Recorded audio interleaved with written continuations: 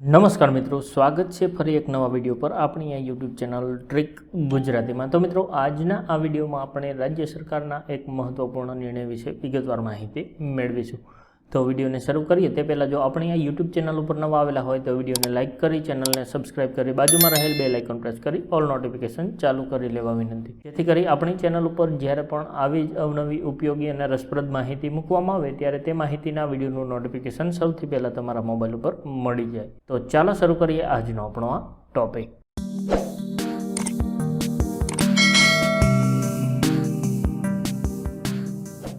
તો મિત્રો, ખેડૂતો માટે મહત્વના સમાચાર સામે આવી રહ્યા છે। તો શું તમે જમીન મિલકત ધરાવો છો તો આ વિડીયો તમારા માટે ખૂબ જ ઉપયોગી છે, કેમ કે રાજ્ય સરકાર દ્વારા જમીન માપણીને લઈને એક મહત્વપૂર્ણ પરિપત્ર કરવામાં આવેલો છે। તો પરિપત્રની સંપૂર્ણ માહિતી આપણે આ વિડીયોમાં મેળવીશું, તો વિડીયોને છેલ્લે સુધી જોતા રહેજો, જેથી કરી અને આ જમીન માપણી માટે શું પરિપત્ર કરવામાં આવેલ છે તેના વિશેની વિગતવાર સંપૂર્ણ માહિતી તમને ખ્યાલ આવી જાય। તો ચાલો હવે આપણે પરિપત્રની વિગતવાર માહિતી મેળવતા જઈએ। તો મિત્રો, ગુજરાત સરકારના મહેસૂલ વિભાગ દ્વારા તારીખ 9/12/2024ના રોજ આ પરિપત્ર કરવામાં આવેલ છે, જેનો વિષય છે જમીન માપણી કરવા માટેની આઈ-ઓરા પોર્ટલ પર આઈ મોજણી એપ્લિકેશનમાં હિસ્સા માપણી તથા બિનખેતી માપણીની સમય મર્યાદામાં ઘટાડો કરવા તેમજ અર્જન્ટ તાકીદની માપણી કરવા બાબત આ વિષય અંતર્ગત આ પરિપત્ર કરવામાં આવેલો છે। તો પરિપત્રની વિગતે આપણે પ્રસ્તાવનામાં કેટલીક માહિતી મેળવીએ તો રાજ્ય સરકાર દ્વારા રાજ્યમાં ટેકનોલોજી થકી સીધા સંપર્ક વિના એટલે કે ફેસલેસ એડમિનિસ્ટ્રેશન અંતર્ગત સેવાઓ મળી શકે તે માટે વિવિધ મહેસૂલી સેવાઓને ઓનલાઈન કરવામાં આવેલી છે, જે પૈકીની જમીન દફતર ખાતાની કચેરીની જે હદ માપણી, હિસ્સા માપણી અને પૈકી માપણી માટેની અરજીઓ કરવાની પ્રક્રિયા છે તેને આઈ-ઓરા પોર્ટલ ઉપર ઓનલાઈન કરવામાં આવેલી છે। અને ત્યાર પછી જે સંદર્ભ 4નો પરિપત્ર છે તેનાથી બિનખેતી જમીનની માપણી માટેની અરજીની પ્રક્રિયા પણ આઈ-ઓરા પોર્ટલ ઉપર ઓનલાઈન કરવાની જોગવાઈ કરવામાં આવેલી છે। તો તે મુજબ સમય મર્યાદામાં નિકાલ થાય તે માટે છે તે 1 થી 6 મુદ્દાની જે સૂચનાઓ છે તેને પરિપત્રિત કરવામાં આવેલી છે। તો હવે મિત્રો, આપણે મુદ્દા નંબર 1 થી 6 જોઈએ તે પહેલાં પરિપત્રની બીજી કેટલીક માહિતી મેળવીએ। જેમાં આપણે જોઈએ તો જે સંદર્ભ 2નો પરિપત્ર છે તેનાથી જે આપણે અર્જન્ટ માપણીની સમય મર્યાદા છે તે સમય મર્યાદા 30 દિવસની નક્કી થયેલી હતી, અને તમારી સાદી માપણીની જો અરજી હોય તો તેના નિકાલ માટેની સમય મર્યાદા છે તે 60 દિવસની નક્કી થયેલી છે। તો આ પ્રમાણે અર્જન્ટ માપણી 30 દિવસ અને સાદી માપણી 60 દિવસ નક્કી કરવામાં આવેલા હતા। અને આ અગાઉ મહેસૂલ વિભાગ દ્વારા જે હિસ્સા માપણી અથવા તો પૈકી વેચાણના કિસ્સામાં માપણી થયેથી જ હાથ બાર અલગ કરી શકાય તેવો એક પરિપત્ર કરવામાં આવેલો હતો, તેની વિગત તમે આ જે ફકરો છે તેમાં જોઈ શકો છો। તો આ પરિપત્રને સરકાર દ્વારા મોકૂફ રાખવામાં આવેલો અને ત્યારબાદ છે તે આગળની પ્રોસેસ કરવામાં આવેલી, જેમ કે હિસ્સા માપણી માટે આપણે સાત બારના પાનિયા અલગ કરવા હોય તો હિસ્સા માપણી જરૂરી છે, અને તેમાં અર્જન્ટ માપણીની સમય મર્યાદા 30 દિવસની નક્કી થયેલી છે, સાદી માપણીની સમય મર્યાદા 60 દિવસની નક્કી થયેલી છે।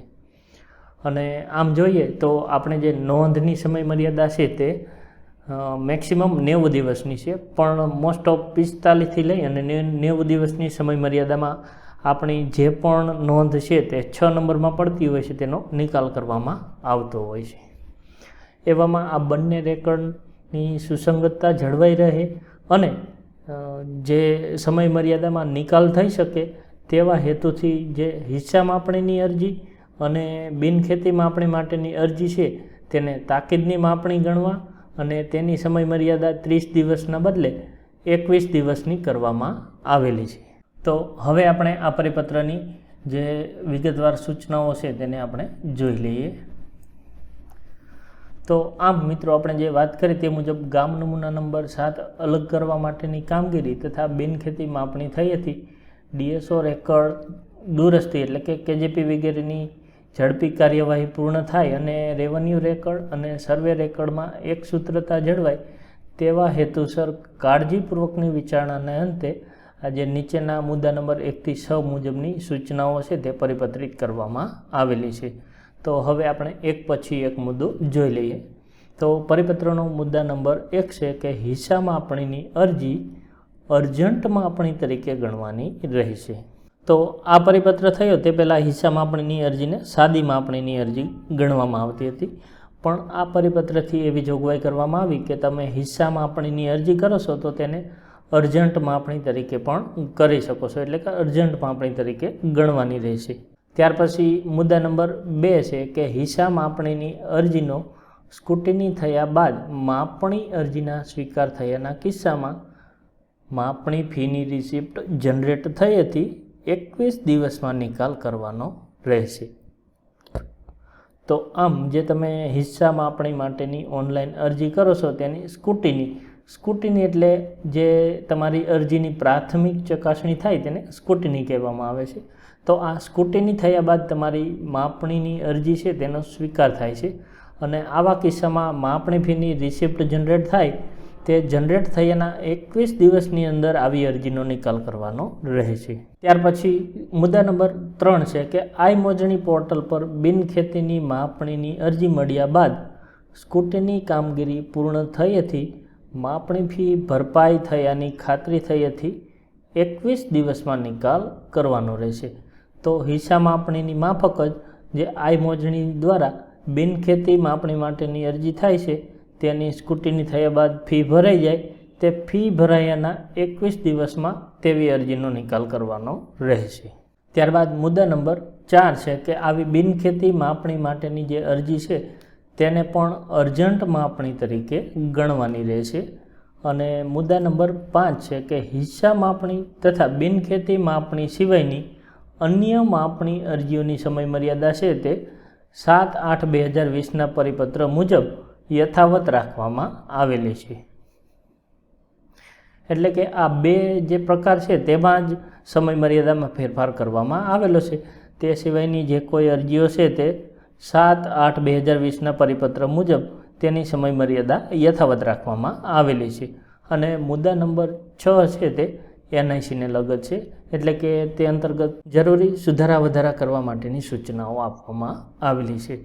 તો આ પ્રમાણે મિત્રો જમીન માપણીને લઈને આ એક પરિપત્ર થયેલો છે.